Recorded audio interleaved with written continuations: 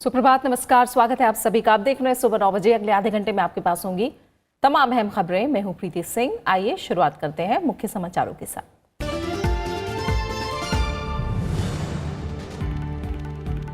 लोकसभा चुनाव के पहले और दूसरे चरण का प्रचार तेज। पश्चिमी उत्तर प्रदेश के अमरोहा और सहारनपुर में प्रधानमंत्री नरेंद्र मोदी की रैलियां आज। उत्तराखंड के देहरादून में भी जनसभा को करेंगे संबोधित।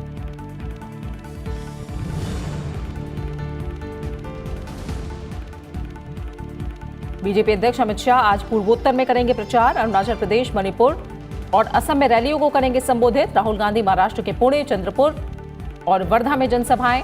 गाजियाबाद में प्रियंका गांधी का रोड शो। मायावती नागपुर और ममता बनर्जी असम के धुबरी में चुनावी रैलियों को करेंगी संबोधित।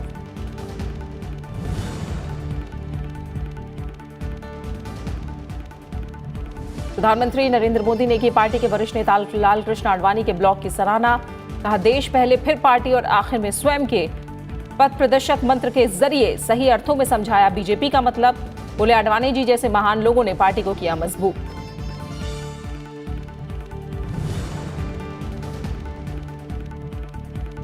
अगस्ता वेस्टलैंड मामले में मुख्य आरोपी क्रिश्चियन मिशेल ने रिश्वत के हिसाब किताब वाली बजट शीट में दर्ज नामों के शॉर्ट फॉर्म का किया खुलासा। ईडी की पूरक चार्जशीट में दावा, रिश्वत पाने वालों में रक्षा अधिकारी, नौकरशाह और तत्कालीन सत्तारूढ़ दल के शीर्ष नेता थे शामिल।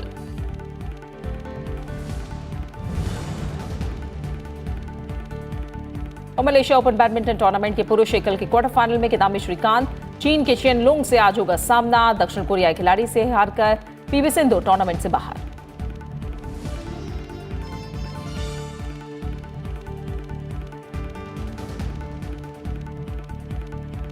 शुरुआत लोकसभा चुनाव से जुड़ी खबरों के साथ।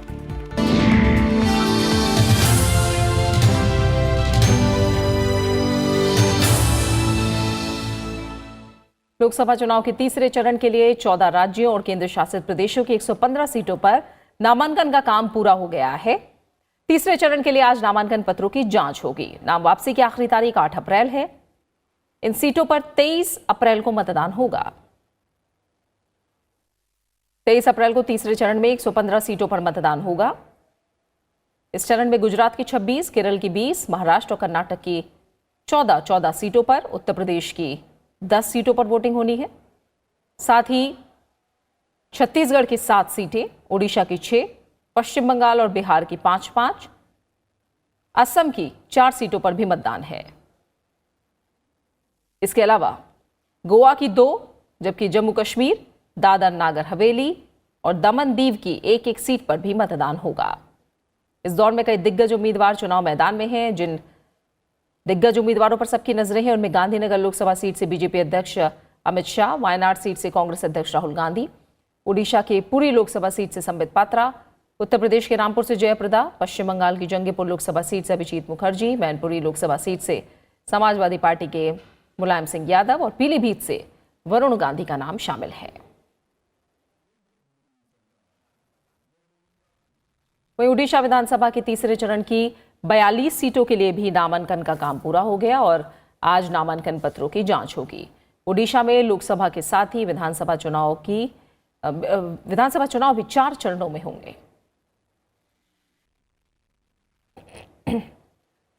तीसरे चरण के लिए नामांकन का काम पूरा होने के साथ ही चुनाव प्रचार तेज हो गया है। लोकसभा चुनाव के पहले चरण के मतदान के लिए अब महज 1 हफ्ता शेष बचा है। सभी पार्टियों ने चुनाव प्रचार में पूरी ताकत झोंक रखी है। जनता से सीधे संपर्क के साथ ही स्टार प्रचारकों को लेकर भी पार्टियां अपने अपने तरीके से प्रचार अभियान में जुटी हैं। प्रधानमंत्री लोकसभा चुनाव के प्रचार रण में आज धुआंधार प्रचार करते नजर आएंगे। प्रधानमंत्री नरेंद्र मोदी आज उत्तर प्रदेश और उत्तराखंड में पार्टी के लिए चुनाव प्रचार करेंगे। उत्तर प्रदेश के अमरोहा और सहारनपुर में भी चुनावी सभाओं को संबोधित करने का उनका कार्यक्रम है। उत्तर प्रदेश के मुख्यमंत्री योगी आदित्यनाथ सहारनपुर रैली में मौजूद रहेंगे। साथ ही नोएडा से बीजेपी के उम्मीदवार और केंद्रीय मंत्री महेश शर्मा, गाजियाबाद से उम्मीदवार वीके सिंह और सहारनपुर से राघव लखनपाल भी मौजूद रहेंगे। सहारनपुर में बीजेपी ने राघव लखनपाल और अमरोहा में कंवर सिंह तंवर को उम्मीदवार बनाया है। इसके बाद प्रधानमंत्री उत्तराखंड के देहरादून में पार्टी के लिए प्रचार करेंगे। उत्तराखंड की सभी 5 सीटों पर 11 अप्रैल को पहले चरण में मतदान होगा। उत्तर प्रदेश के सहारनपुर में 11 अप्रैल को और अमरोहा में 18 अप्रैल को दूसरे चरण में मतदान होगा। प्रधानमंत्री नरेंद्र मोदी ने एक बार फिर कांग्रेस के घोषणा पत्र पर निशाना साधा है। उन्होंने कहा कि कांग्रेस के घोषणा पत्र में सेना का मनोबल तोड़ने की बात कही गई है। प्रधानमंत्री नरेंद्र मोदी ने एक निजी न्यूज चैनल से बातचीत के दौरान ये बात कही। देश के जो अपॉलिटिकल लोग हैं, इंटेलेक्चुअल्स हैं, इकोनॉमिस्ट हैं, मीडिया के लोग हैं, उन सब ने कांग्रेस के ट्रैक रिकॉर्ड को एक बार देश के सामने रखना चाहिए और उस ट्रैक रिकॉर्ड को देखने के बाद तय करना चाहिए भी ये करने योग्य है कि करने। दूसरा, ढकोसला पत्र कहने के पीछे मुझे दर्द हुआ कि कांग्रेस जैसी पार्टी राष्ट्रीय सुरक्षा के मुद्दों पर मैनिफेस्टो में ऐसी बात करे, देश की सेना को इतना जलील करे, बलात्कार के आरोप वाली बातें करे, ये शोभा देता है क्या? इस देश को गर्व है और सवाल मोदी सरकार का नहीं है, इतने सालों का आजादी के बाद का मैं कहता हूं peace keeping force United Nations का आज दुनिया में सबसे अधिक पार्टिसिपेशन है तो भारत के सिक्योरिटी फोर्सेस का है। वित्त मंत्री और बीजेपी नेता अरुण जेटली ने एक बार फिर कांग्रेस के घोषणा पत्र को लेकर हमला बोला है। अरुण जेटली ने ब्लॉग लिखा है कि नेहरू गांधी परिवार की परंपरा रही है कि वो प्रेस की स्वतंत्रता को सीमित करने की कोशिश करते हैं। इसमें इंदिरा गांधी का कदम जगजाहिर है। इस कड़ी में आगे कांग्रेस घोषणा पत्र है जो संस्थानों को खत्म करने और आतंकवादियों की मदद की बात कह रहा है। इसमें मीडिया में एकाधिकार को रोकने और प्रेस की आज़ादी पर लगाम लगाने के लिए कानून बनाने की बात करता है। इसमें कहा गया है कि वेबसाइट, टीवी चैनल और समाचार पत्र के एक साथ स्वामित्व को प्रतिबंधित किया जाएगा। अरुण जेटली ने कहा कि कांग्रेस के घोषणा पत्र में जो सुझाव दिए गए हैं वो एक और मीडिया की आज़ादी को सीमित करेगा, वहीं दूसरी तरफ आतंकवादियों और अलगाववादियों को नई सुविधा मुहैया कराएगा। लोकसभा चुनाव के लिए चुनावी सरगर्मियां अपने चरम पर हैं और प्रचार के लिए अब कुछ ही दिन बचे हैं। सभी पार्टियों के नेता चुनाव प्रचार में जुटे हैं। बीजेपी अध्यक्ष अमित शाह आज अरुणाचल प्रदेश, मणिपुर और असम में रैलियों को संबोधित करेंगे। अमित शाह चांगलांग जिले के बोडुमसा में जनसभा को संबोधित करेंगे। अमित शाह मणिपुर के थोबुल में भी रैली करेंगे। इसके बाद बीजेपी अध्यक्ष असम में रैली को संबोधित करेंगे। वहीं कांग्रेस अध्यक्ष राहुल गांधी आज महाराष्ट्र में प्रचार करते नजर आएंगे। राहुल गांधी पुणे में भारतीय विद्यापीठ कैंपस में छात्रों के साथ संवाद करेंगे। साथ ही कांग्रेस अध्यक्ष चंद्रपुर और वर्धा में रैलियों को संबोधित करेंगे। वहीं कांग्रेस महासचिव प्रियंका गांधी आज उत्तर प्रदेश के गाजियाबाद में रोड शो करेंगी। बीएसपी प्रमुख मायावती आज नागपुर में जनसभा करेंगी। बीएसपी महाराष्ट्र में समाजवादी पार्टी के साथ गठबंधन करके लोकसभा चुनाव लड़ रही है। इसके अलावा टीएमसी प्रमुख और पश्चिम बंगाल की मुख्यमंत्री ममता बनर्जी आज असम में चुनाव प्रचार करेंगी। वो राज्य में पार्टी के लोकसभा उम्मीदवारों के लिए धुबरी में एक रैली को संबोधित करेंगी। टीएमसी असम में लोकसभा की 9 सीटों पर चुनाव लड़ रही है। बीजेपी अध्यक्ष अमित शाह ने कल आंध्र प्रदेश के गुंटूर में एक चुनावी जनसभा को संबोधित किया। अमित शाह ने कहा कि मोदी सरकार ने 5 साल में देश भर में विकास कार्य किए। इसके अलावा देश के सामने चुनौती आने पर आतंकवादियों को मुंहतोड़ जवाब भी दिया। नरेंद्र मोदी सरकार एक और तो पूरे देश का विकास करने के लिए इस 5 साल के अंदर ढेर सारे काम किए। आंध्र प्रदेश का विकास करने के लिए ढेर सारे काम किए और दूसरी ओर देश की सुरक्षा के लिए भी आतंकवादियों को मजबूत मुंह तोड़ जवाब देने का काम भारतीय जनता पार्टी की नरेंद्र मोदी सरकार ने किया। इसके अलावा बीजेपी अध्यक्ष अमित शाह ने विशाखापट्टनम में रोड शो भी किया। रोड शो में सैकड़ों बीजेपी कार्यकर्ता मौजूद थे। लोगों ने उन पर फूल बरसाकर उनका स्वागत किया। कांग्रेस अध्यक्ष राहुल गांधी ने कल केरल के वायनाड सीट से नामांकन दाखिल किया। राहुल गांधी इस बार अमेठी के साथ साथ वायनाड से भी चुनावी मैदान में हैं। इस मौके पर पार्टी के कई और वरिष्ठ नेता मौजूद रहे। राहुल गांधी ने नामांकन दाखिल करने के बाद रोड शो भी किया। I have come to Kerala to send a message that India is one country. south, north, east, west, center is one country. इसके बाद राहुल गांधी महाराष्ट्र पहुंचे और नागपुर में चुनावी रैली को संबोधित किया। राहुल गांधी ने कहा कि अगर उनकी पार्टी सत्ता में आती है तो श्रमिकों के लिए न्यूनतम आय सुनिश्चित करेगी। साथ ही कहा कि विशेषज्ञों से विचार विमर्श करने के बाद चुनाव घोषणा पत्र में न्यूनतम आय योजना का वादा किया गया है। 72,000 रुपए।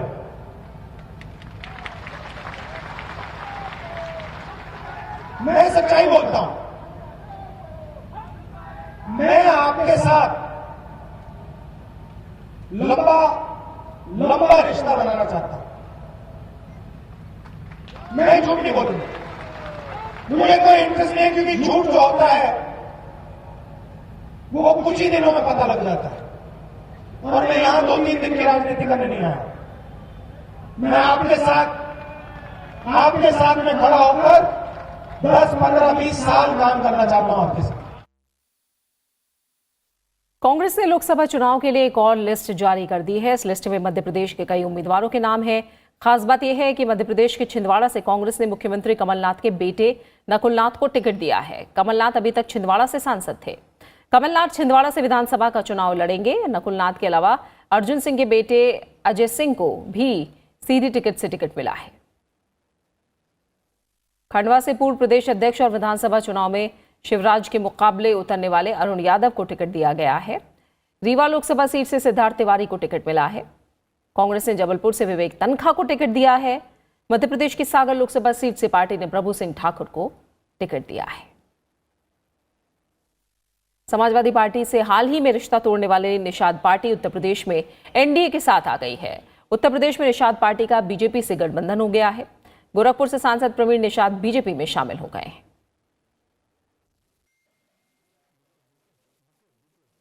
वहीं तेलंगाना से कांग्रेस के पूर्व सांसद आनंद भास्कर रापोलू भी कल बीजेपी में शामिल हो गए। रापोलू ने केंद्रीय स्वास्थ्य मंत्री जेपी नड्डा की मौजूदगी में वो पार्टी में शामिल हुए। वहीं राजस्थान में बीजेपी और राष्ट्रीय लोकतांत्रिक पार्टी के साथ भी बीजेपी का गठबंधन हो गया है। पश्चिम बंगाल की मुख्यमंत्री ममता बनर्जी ने केंद्र सरकार पर हमला बोला है।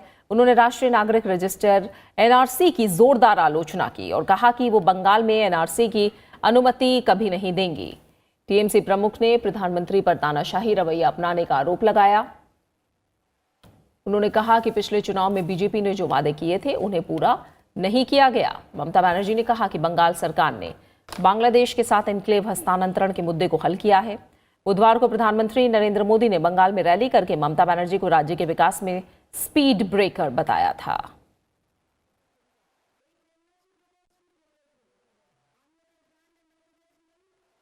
चुनाव आयोग ने बताया कि पहले और दूसरे चरण की 188 लोकसभा सीटों के लिए कुल 3,954 उम्मीदवार मैदान में हैं, जिसमें से महिला उम्मीदवारों की संख्या 216 है।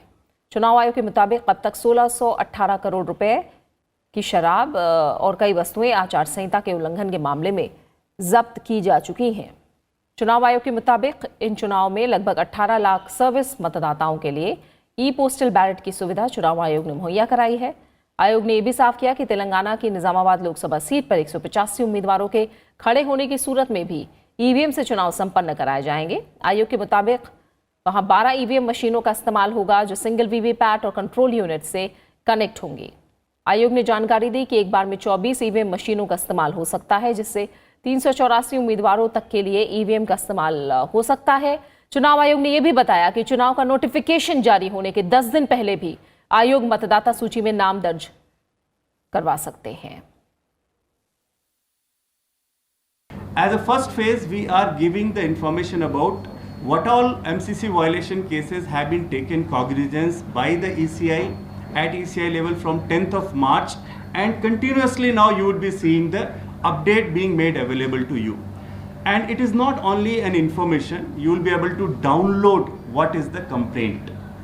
If any notice is issued, the notice copy also you would be able to download from there. And if it is decided finally, what is the final decision copy also you would be able to see.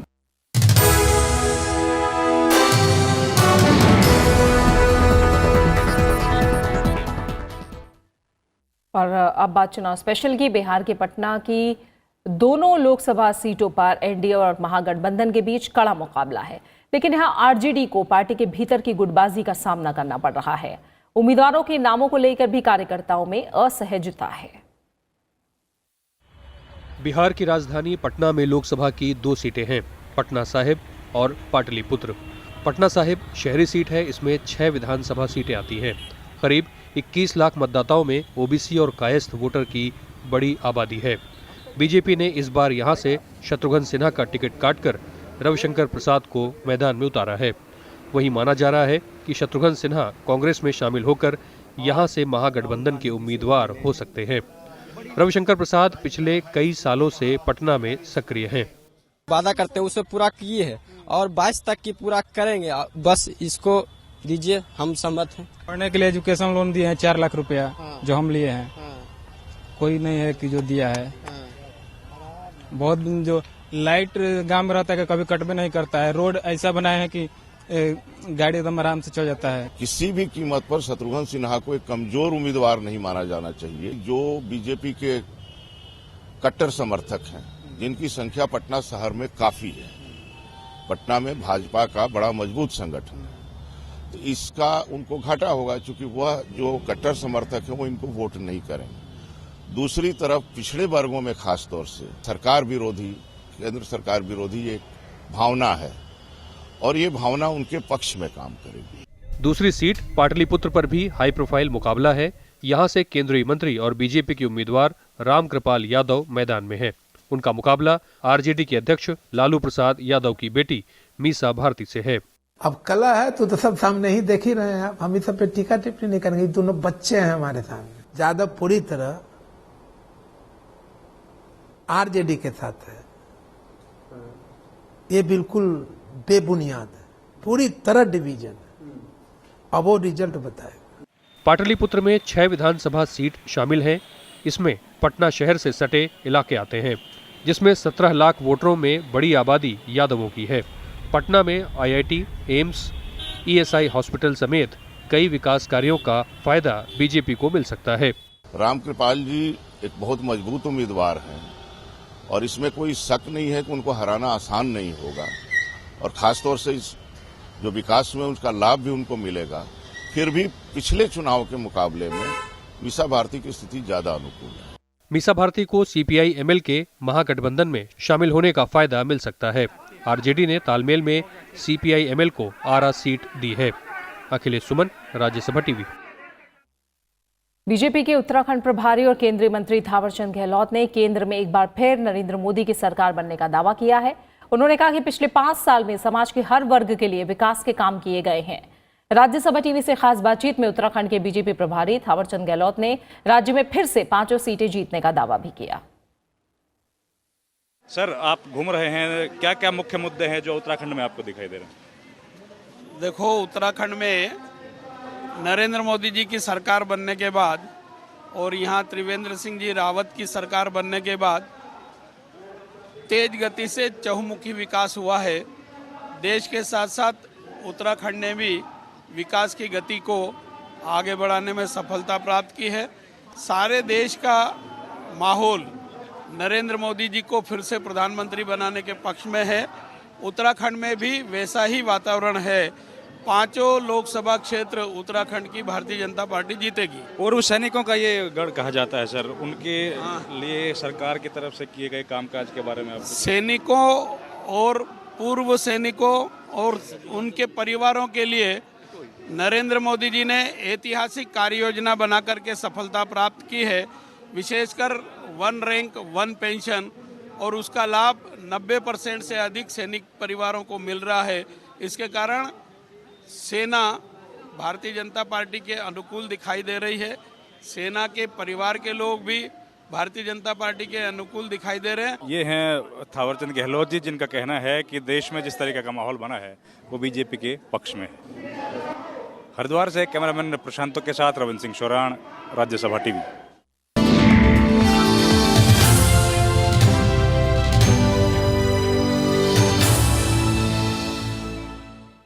प्रधानमंत्री नरेंद्र मोदी ने BJP के वरिष्ठ नेता लालकृष्ण आडवाणी के blog की तारीफ करते हुए उन्हें महान नेता बताया है। उन्होंने ट्वीट करके कहा कि आडवाणी ने ब्लॉग में सही अर्थों में बीजेपी के मतलब को समझाया है और उन्हें बीजेपी का कार्यकर्ता होने पर गर्व है। प्रधानमंत्री ने ट्विटर पर आडवाणी के ब्लॉग का लिंक भी शेयर किया। उन्होंने ट्वीट किया कि आडवाणी जी ने बीजेपी का सही अर्थों में बहुत ही सटीक मतलब बताया है, विशेषकर देश पहले फिर पार्टी और आखिर में स्वयं के पथ प्रतिशत मंत्र को उन्होंने बताया। मुझे बीजेपी कार्यकर्ता होने पर गर्व है और गर्व है कि आडवाणी जी जैसे महान लोगों ने इसे मजबूत किया। बीजेपी नेता लालकृष्ण आडवाणी ने पार्टी के स्थापना दिवस से 2 दिन पहले एक ब्लॉग लिखकर गांधीनगर की जनता के प्रति आभार जताया। उन्होंने ब्लॉग में लिखा कि उनकी जिंदगी का पथ प्रदर्शक सिद्धांत रहा है, देश सबसे पहले, उसके बाद पार्टी और आखिर में खुद। अगस्ता वेस्टलैंड डील में रिश्वतखोरी के मामले का मुख्य आरोपी क्रिश्चियन मिशेल ने रिश्वत के हिसाब किताब वाली बजट शीट में दर्ज नामों के शॉर्ट फॉर्म का खुलासा किया है। इस बात की जानकारी प्रवर्तन निदेशालय की पूरक चार्जशीट में दी गई है।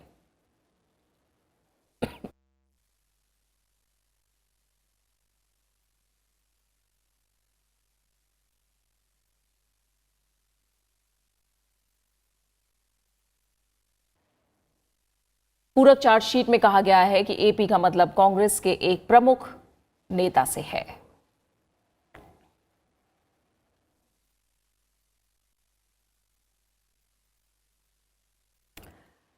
वित्त मंत्री अरुण जेटली ने कहा है कि बीजेपी की अगुवाई वाली एनडीए सरकार सत्ता में वापस आती है तो वो राजकोषीय मोर्चे पर सूझबूझ से चलने और कर की दरें कम करने का सिलसिला बनाए रखेगी। अरुण जेटली ने भारतीय उद्योग परिसंघ की सालाना आम सभा को कल संबोधित करते हुए ये बात कही। उन्होंने कहा कि उनकी सरकार ने राजकोषीय मोर्चे पर सावधानी बरती है और दरों को नीचे लाए हैं। उन्होंने कहा कि पिछले 5 साल के दौरान सरकार ने कर दरें नहीं बढ़ाई हैं और कर दायरा बढ़ाया गया है। उन्होंने कहा कि जीएसटी परिषद ने कई वस्तुओं को कर की सबसे ऊंची 28% की दर से घटाकर 12 या 18% के दायरे में रखा है। Over the last 5 years, essentially either on the direct or the indirect side, we didn't increase taxes. In fact, post the GST, with almost every meeting, we bring certain segment down, depending on and measuring it with the revenue collection. Compliances have improved. On the income tax side, we did the same. So while bringing it down, we had 2 methods in mind. One, start strengthening this so-called middle class or the neo middle class. भारतीय reserve bank ने नए वित्तीय वर्ष की पहली मौद्रिक समीक्षा नीति की घोषणा कर दी है। आरबीआई ने रेपो रेट में 25 बेसिस पॉइंट की कटौती की है। इससे अब लोगों की ईएमआई में कम होने की संभावना की जा रही है। आरबीआई के गवर्नर शक्तिकांत दास ने इस बात का ऐलान किया। अब रेपो रेट 6.25% से घटकर 6% हो गया है। रिजर्व बैंक की 6 सदस्यीय मौद्रिक नीति समिति ने वित्त वर्ष 2019-20 की पहली द्विमासिक मौद्रिक समीक्षा के दौरान रेपो रेट में 25 बेसिस पॉइंट की कटौती का फैसला किया।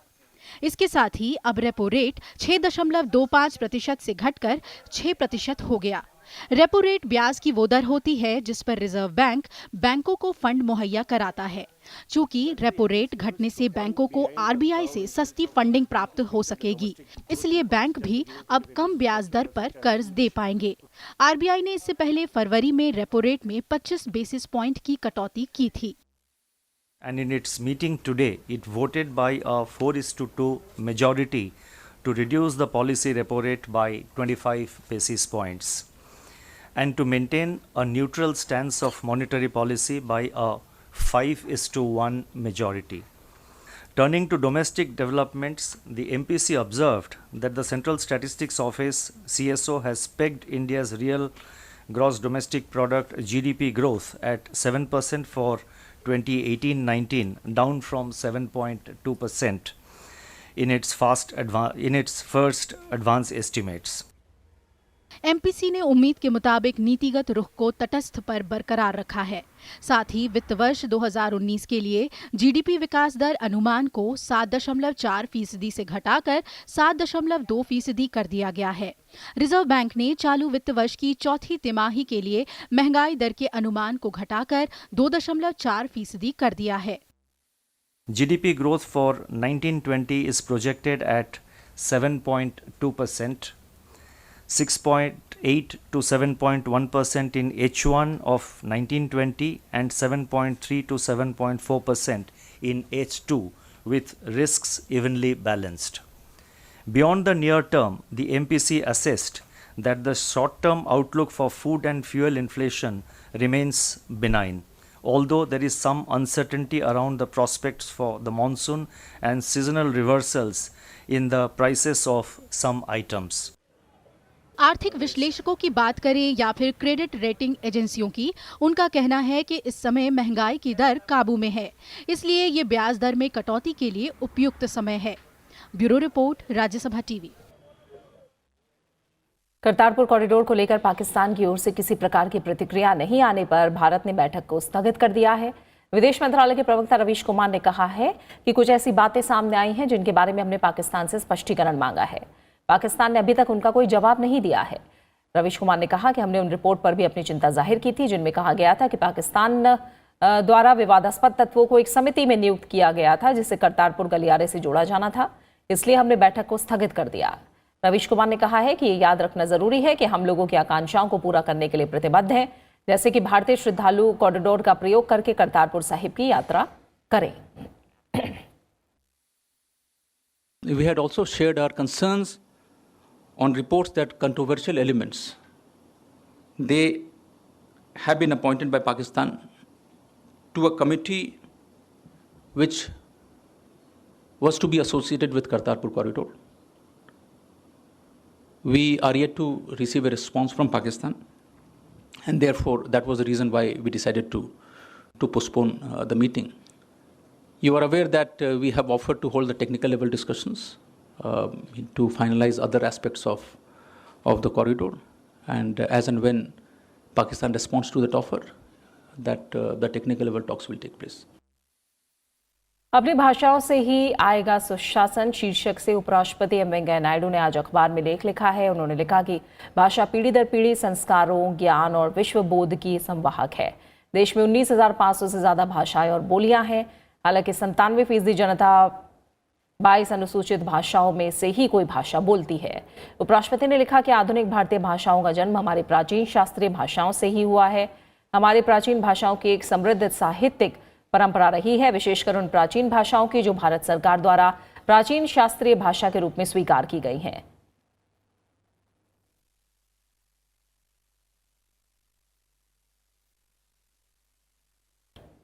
संयुक्त अरब अमीरात ने प्रधानमंत्री नरेंद्र मोदी को जायद मेडल से सम्मानित किया है। ये बात अबू धाबी के क्राउन प्रिंस और संयुक्त अरब अमीरात सशस्त्र बल के deputy supreme commander Sheikh Mohammed bin Zayed ने ट्वीट करके कही है।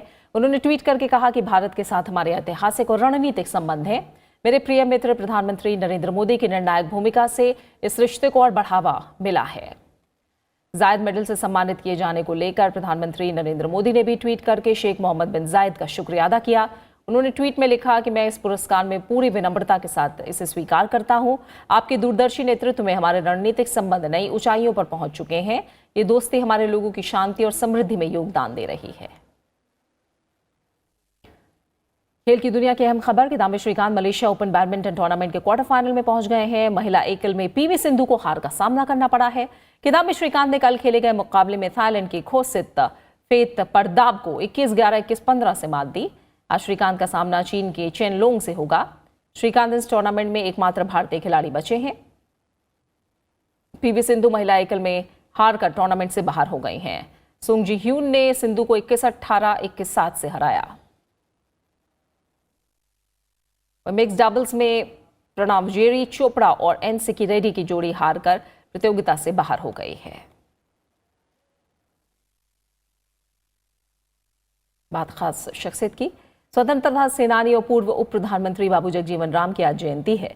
जगजीवन राम का जन्म आज ही के दिन 1908 को बिहार में हुआ था। उन्होंने अपने जीवन में राजनीतिक, सामाजिक सक्रियता और विशिष्ट उपलब्धियों को हासिल किया। लगभग 50 साल के संसदीय जीवन में राष्ट्र के प्रति उनका समर्पण रहा। जगजीवन राम ने महात्मा गांधी के नेतृत्व में आज़ादी में महत्वपूर्ण भूमिका निभाई। वो 40 से ज़्यादा साल से ज़्यादा समय तक लोकसभा के सदस्य रहे। 6 जुलाई 1986 में दिल्ली में उनका निधन हुआ था। उपराष्ट्रपति एम वेंकैया नायडू ने ट्वीट करके उन्हें श्रद्धांजलि दी है और लिखा है कि बाबू जगजीवन राम एक बेहतर प्रशासक थे। राष्ट्र निर्माण में उनके योगदान को सदैव याद रखा जाएगा।